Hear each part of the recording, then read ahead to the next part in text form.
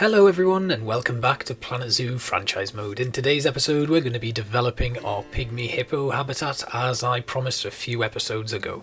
So we've already made a few adjustments before we get started. We've moved this little shack back a little bit because it hopefully isn't going to interfere with anywhere else where the guests are. I've noticed guests aren't coming around this side of the penguin habitat anymore. Hopefully building out this next habitat is going to drive traffic along a little bit more. I don't know why they're not going there because they've got this lovely thing. Oh, I've not put that education board on.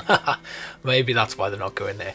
Anyway, I'm hoping to drive traffic all the way around. As you can see, we've moved the path around a little bit so that the habitat is hopefully a bit bigger for the pygmy hippos, because I don't think it was quite big enough in the original layout that we had it, and especially considering some of the stuff I'm going to be doing is going to have a considerably large footprint, and we want to make sure that there's enough space for them. Up here on this mound that I'm just hovering over at the moment, we're going to put like a little living space, so it's going to be like just a little shed that they can go in.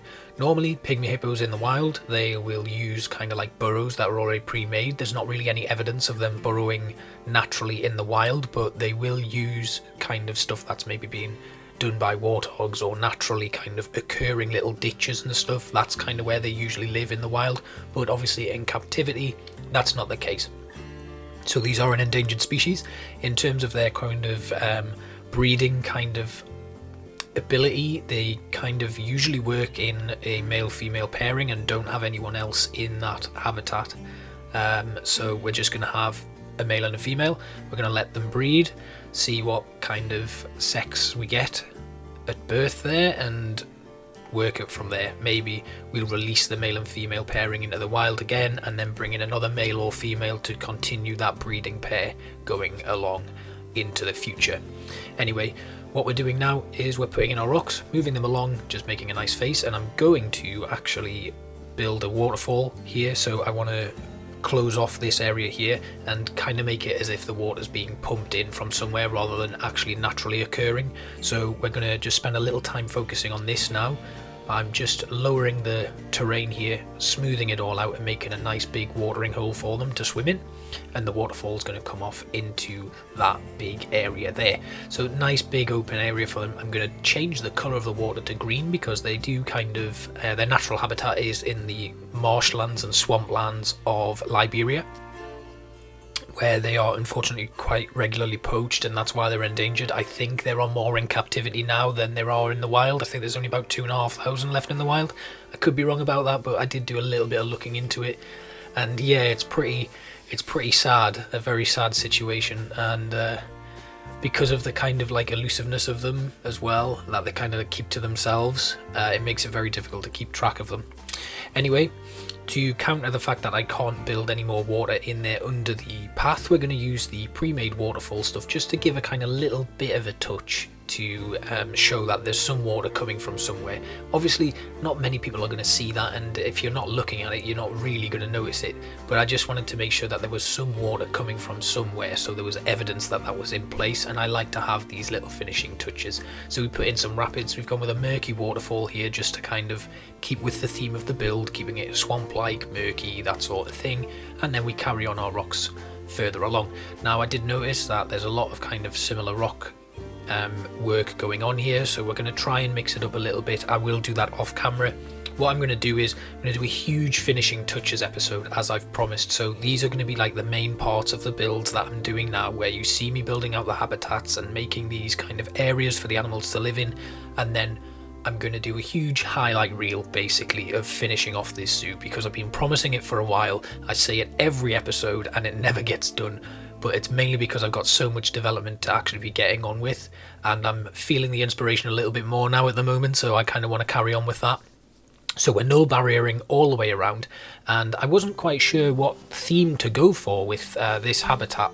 I was thinking like a lot of the original pygmy hippo habitat was a lot of log work, and I used thatched roofs and stuff, and I didn't think I wanted to carry that on because that's something that is present throughout this zoo, and I'd quite like to change up the theme a little bit so I'm not playing with the same old stuff all the time. It keeps it fresh for me, keeps it entertaining for you guys, because nobody wants to see me repeating the same patterns.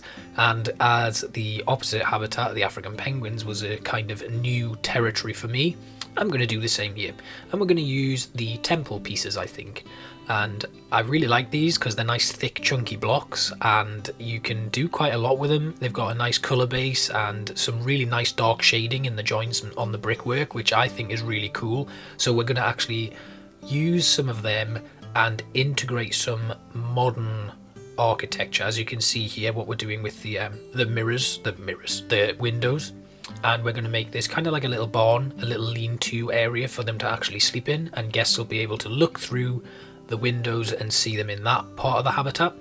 We're going with, we are going to use thatch roof, but we're going to use the bamboo thatch because I think it's got a really nice texture to it, and it sits quite nicely with these temple blocks, so it kind of looks a little bit like a stable for pygmy hippos. Anyway, we just played around with the terrain a little bit just to get it all nice and matched up and make it look like it was all integrated in one piece, and we didn't want anything kind of sticking out and looking a bit nasty. The next thing I wanted to do was put in our habitat barriers, and I'm going to use the big temple blocks. I'm just exploring with some of the options that we've got here. I didn't want to use the actual pieces because they build on the grid, which I don't want to do for this. I need to keep it quite nice and smooth and flowing.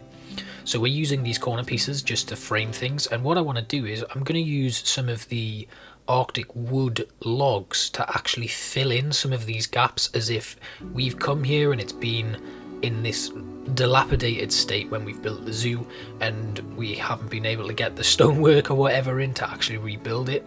So we're bracing it with thick wooden beams, and I just think it adds a nice little bit of contrast in the whole grand scheme of the build itself. So we put down some platforms here with this temple stone just to make sure that there was a little bit of a grid for me to work with, and it lets me put the pieces in the area that I want to put them in, and it's nice to have that little path. And then I put the other corner piece on here, and we'll put a little bit of rubble dotted about, and the main thing I want to do here is create some viewing areas.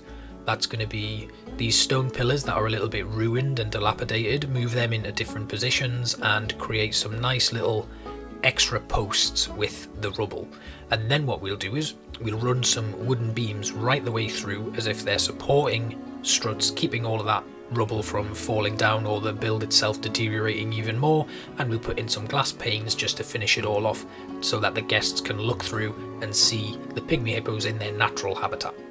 So I think it's a really nice little effective touch, and it was quite nice to play with this new block that I've never really used before. There are some clipping issues because I think the textures just there's different levels of thickness and stuff on them, and it doesn't always work, but I think I've managed it okay. Next thing, we're putting the beams in place, and now you'll see what I mean by this. You see this quite often actually I've seen it in a few other games where there's a temple and there'll be like little bits of wood kind of holding everything in place. So I quite like that as a theme, and it's probably something I'm going to use again in some other builds. We can actually fit our education board on here as well, and I also think that's quite a nice place to put it because we're going to be right next to the largest window in this viewing area. We then carried the wood all the way along and brought that corner piece up so that it was right in touch with the wood itself. We then did a little bit of rotation just to add some variation to the build, put that down into position so that the crack was still there, but it actually looks like one complete piece, which again I think looks really nice.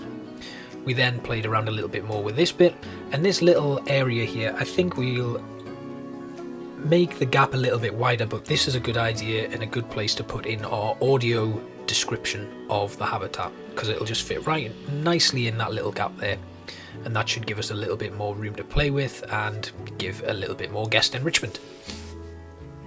So it's actually coming together pretty quickly, and I'm quite happy with how this is actually going so far. It's come together really quickly, and again it's just been a few simple pieces and a few different contrasting colours and things and different textures, playing around with all of that, and it's been nice to use some new build materials again, and we're putting in our glass panes now because I think these are just a really nice finishing touches. Hopefully we'll just need to use the 4-meter ones, and here we get a little bit of a gap, so that's why another reason for us to move that pillar along and just rotate a few more pieces in to get them all into position. So yeah, looking really nice. We put that in place as well. That's our audio description tour, or whatever they want to call it. More educational bump to put in there. And I was just trying to get a few more rocks just so I could actually finish this one off by putting some into like an open space and duplicating them and then moving them into position. It didn't quite work, and I didn't end up actually using them anyway, so never mind. And then it was just a case of tidying all of this up, getting a few more into position and adding in a little bit of a variation on it all. Then all that would be left to do really is to actually decorate the habitat. I do want to put in like a nice little fence up the top so that there's some sort of differential between the guests and the habitat itself. But other than that, pretty happy with how this one's turning out, and it's not taken that long at all. I think in total the build time on this one runs at about 1 hour and 20 minutes. So it's certainly been one of the quicker ones I've done, and I think the quality is a little bit better than the lion habitat. So yeah, I mean, I'm definitely getting a little bit better with the flow of these videos and how I want to make them, and inspiration does come a lot quicker. Like I said in the lion video that I did, it has been a little bit lacking. I've kind of had a little bit of a low point in building stuff, and I've not really known what to do or how to do it. But yeah, so I just had to bring in our Pygmy Hippos because I realised that I'd actually released the last lot that I got. There weren't that many on the marketplace, so we did actually go for a pretty high quality female, and then we added a male in who was a little bit lower in terms of things, but he is very young, so we should get a fair few breeding cycles out of him, although I think his longevity was on the low side as well, so it might well be that we bring in another male at a later date just to fill in the gap that will no doubt be created when we eventually have to release this little guy into the wild. But happy with what we've got. The next thing I wanted to do was just see what these guys wanted in terms of their terrain. We did have to jump over and do a little few bits of cleaning up in the wild Africa habitat. I think we're going to need to do have a little bit of a look at that and just make sure that it's running okay. So the next thing to do was to make sure there was enough water for them to actually navigate through, and we just about sorted that one out. And then it was a case of modifying the terrain. They like a lot of rock and a lot of soil in their habitats, not so much on the grass, long grass and things like that. But we did want to make a nice little variation in terms of the colour palette that we've got going on in here, so I thought a little bit of terrain painting with reductions on the opacity and things, just making sure that we had everything in position.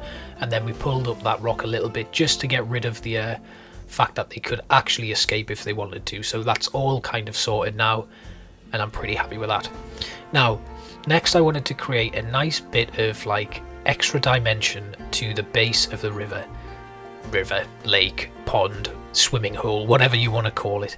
And I thought this was going to look amazing. And I've got something that I have to tell you, and it doesn't. Well, it does. It looks really great, and I really like it. The problem is, it actually ate right into the navigable terrain for the Pygmy Hippos, and when I'd finished it, I think I instantly got protesters coming along to complain about the fact that they got no space. So that was really unfortunate, because this, I'm leaving it in the recording because I wanted to show you the kind of thing that I was going for. It was just to create this nice like blanket of rock on the riverbed here, and then put in some grasses and things just to really flesh it out and make that underwater area look really nice. I mean, it looks great from above there where you can see them all, this little jagged rock pool, and I did bring some of them up onto the incline to see if that would help a little bit as well, and I do think it looks great, and it's something that I will definitely be revisiting in the future. It's just, I think with the small footprint of this habitat as it is, it doesn't quite work. However, I did manage to fill it all out with underwater grasses and stuff, and I still think it looks pretty. It's just not the desired effect that I was going for. I really like this underwater eelgrass, and I think it sits really nicely with the rocks, but we ended up going with some very different grass for the underwater section of this, because I like this alongside rocks. I don't like it so much on its own, and I really loved this, and I'm a bit gutted that it doesn't actually end up featuring because of the fact that it kills all of the space that the Pygmy Hippos have to roam around in, which is a big shame. And I think it's because they actually don't do a lot of deep river diving. They prefer like shallower depths, but yeah, it might be something that I revisit at another time. I like the weeping willow, so we did put that in, but I changed my mind very quickly because I wanted to put in a different tree, seeing as I've used the willow quite often. And it was actually this one here, because I like the fact that you can put all of these crawling roots from the same tree coming out of it, and played around with that a little bit, which I really loved. And obviously we can have some longer roots extending to the watering hole itself, which I think fits in with the theme really nicely. And then we just put another like stubby little bit of rooting around, which I think looks really cool. Tidied up the terrain a little bit so it didn't look like this tree was just growing on bare rock. And then the next thing to do We're getting a little bit dark here, so you can see there I put in a load of grasses and stuff, but we lose the rocks, unfortunately. We then continued our Arctic wood theme, making a nice little trim right the way along, and this carried on all the way to the other end of this pathway. I wanted to play around with what we could do in the terms of pillars and making a nice big like guest fence here, because we don't use barriers anymore here. We're all about creating our own fences. And I just wanted to run this trim all the way along so that it created this nice little angle going into here and then embedding itself in that last rock there. And then we can go back to the normal path. We're not too bothered about the rest of it. It may well be that we come back and redesign that a little bit in our finishing touches episode though. Then I wanted to do this fences, and I liked the idea of using these posts. I did change the colours a little bit for no apparent reason because they end up getting covered up.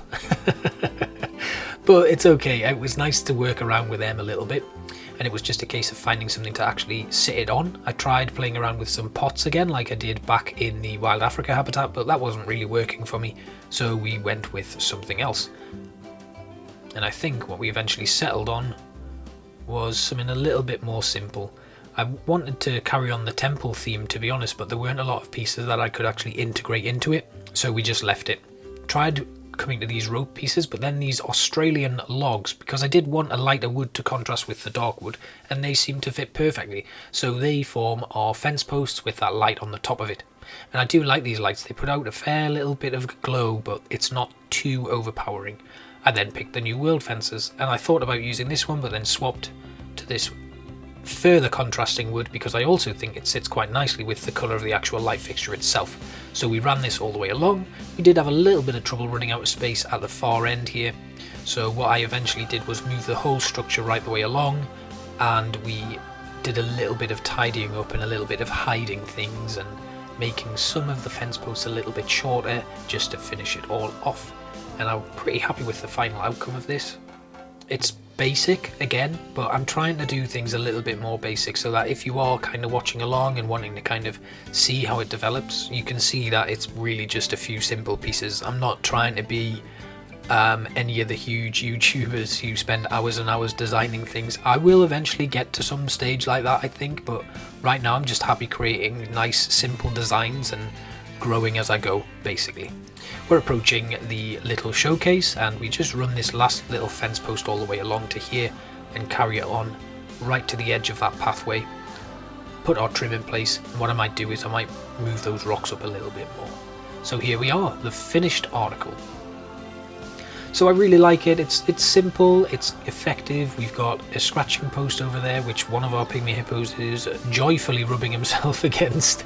We've got a mud pit, and we have a lovely little feeder up there in the house section of the build. Oh, here's our keeper coming in to deliver some food, I think. Yeah, he's going to fill the feeder up. We've got a enrichment feeder and a big skill. And they're going for a nice little swim in that eerie green swampy water. But I'm really happy with this one, actually. I like the way that they actually walk through that bush to get down to the water. I think that's really cool. It's really nice to see. Changing his mind about going for the food now, but that's where the feeder is, right in the shadow of that tree, which I think those roots look amazing. I think the fact that you can add them in as little extras is superb. I really like that. And the waterfall looking good too. Guests, of course, looking down from the top there. He's pointing at something, someone else. Oh, they're taking a selfie, I think. Anyway, here they come for their feed. I really like this build. I love the pygmy hippos. I think they're a really nice addition to the game, and they're really cute. They also don't have the temperament that hippos have. They're pretty shy and aloof, I think. And over here, just a last little overlook here as they go back in. Starting to rain now. So it's just a nice simple habitat that I was really quite happy with the outcome of, and I really love the way this thatched roof sits with the temple bricks. I think that's something I'll definitely be using again. And here's the bedding, obviously preparing for an offspring. I hope you enjoyed the video, guys. Thanks again for your time, for watching, and be good to yourselves. Take care, and I'll see you for the next one.